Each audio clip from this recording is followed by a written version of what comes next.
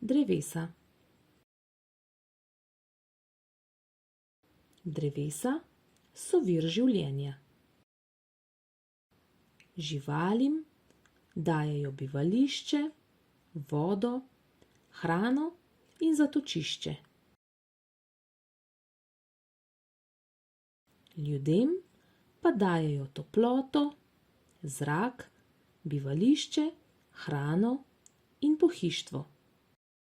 Drevesa imajo velik vpliv na okolje, preprečujejo plazove, ščitijo pred močnimi vetrovi, drevesa se pojavljajo v pesmih in pravljicah.